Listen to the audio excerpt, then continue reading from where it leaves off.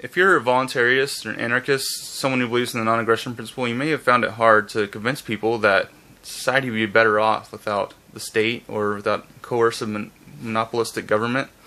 And I think part of the problem goes deeper than mere argumentation about facts or principles or emotionalistic feelings about how people will be protected and so forth. And I think it goes down to the heroic archetype, and this is something recognized in Jungian psychology and just in general, that people have this sort of sentimental feeling about noble people and heroism, and I don't think it's something that's been completely lost. I mean, we don't have many of those sentimental feelings about monarchy widespread anymore. I mean, many people still do, many people don't. Like King Arthur and his Round Table and Sir Gawain and chivalry and so forth. But I mean, or even more recent archetypes and stuff that comes from tall tales like Pecos Bill and or just even the people in Alamo who defended their ground against the Mexicans, such as Daniel Boone and so forth, and David Bowie, or Wyatt Earp, and just. But today it's more like, you know, you'll see this this sense of heroism about firefighters and policemen and so forth, and just this and the president, a sense that these are people of noble character who are doing their civic duty.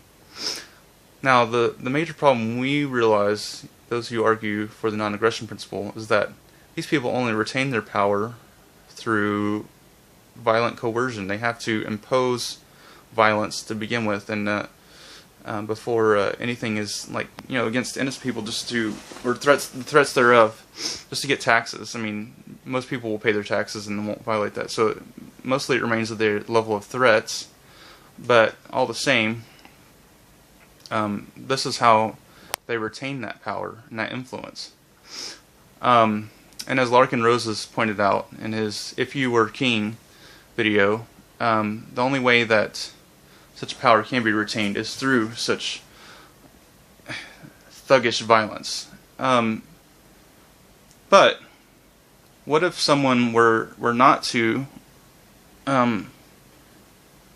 What if there was a sense of kingship about someone who did not use such coercive violence, and thus people just did what they want, but as a result you would see that this person would actually be, the only reason they'd have any kind of status is because they were known to have such great character that they would be an influence upon people.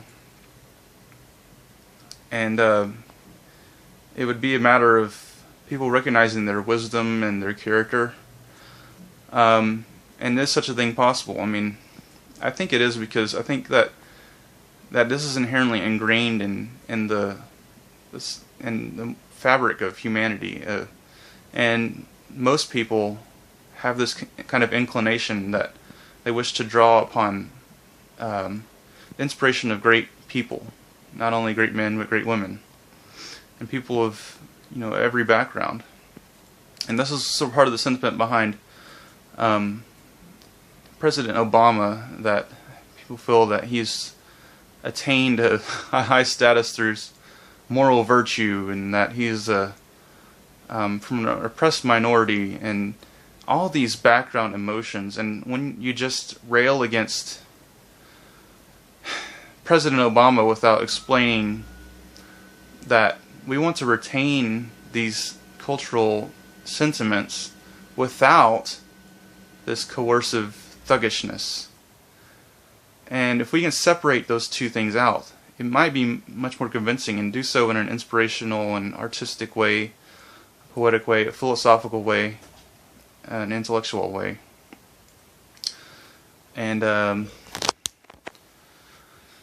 is this possible? I mean, if someone attains such a status, would they be tempted to use their status to legitimize some kind of coercive force? Well, if the morality of people changed, and people already recognize that it's illegitimate in the private sphere.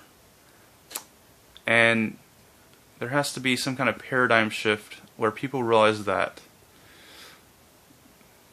well, for one thing, people don't even recognize that it's happening. They just see government, and like one of my progressive friends at work insisted that it's kind of like when you're playing in the park, or, you know, he said he was like dancing in the park at night after, with some other people after curfew, and this guy came along and they said, "Oh, sorry, we'll leave," and he's like, "Oh, those are just the rules," and he's like, "Well, that's kind of what I think government's like," and I had to say, "No, that's not." No, I think the punishments are a little bit stricter than that. I think they actually enforce their rules, at least as far as taxation goes, at the very least. And so yeah, I think it is, if people recognize, and as he seems to recognize, that initiation of coercion is morally wrong, and he was trying to get around the implications of that.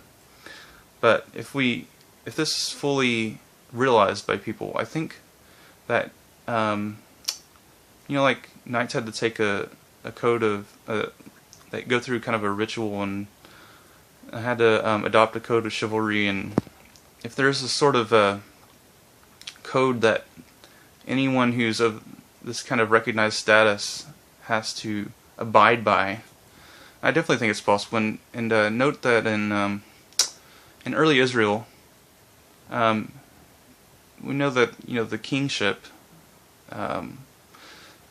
well, God told the people that they were rejecting Him by choosing the monarchy. But it wasn't the monarchy per se. I guess it was technically it was the monarchy, but it wasn't kingship per se. Because, as Michael Heiser notes, he's a conservative scholar, it was actually, I think it was Deuteronomy, that the roles of the king were laid out in a sense of, he was not to be coercive. He was not to tax the people and conscript them into the military. And he was basically a figurehead to, through his influence, lead people in the ceremonial rituals and the sort of the cultural aspect that God had handed down to them. So I think there's a precedent for this in Scripture itself, and it might be an interesting argument to those who, conservative Christians, who definitely have this sort of archetype, I think, and this sort of influence, this feeling that there should always be, or there always will be, people who will serve as some kind of role model, and we need good role models, and we need good character at the forefront. We need, people who can rise and show us the way to be. So I think that this might be an interesting line of argument, and might be the healthiest way for us to approach this whole issue to begin with. Just so long as we recognize the non-aggression principle and we abide by it strictly. And anything else is pretty much fair game. Thank you for your attention. Bye.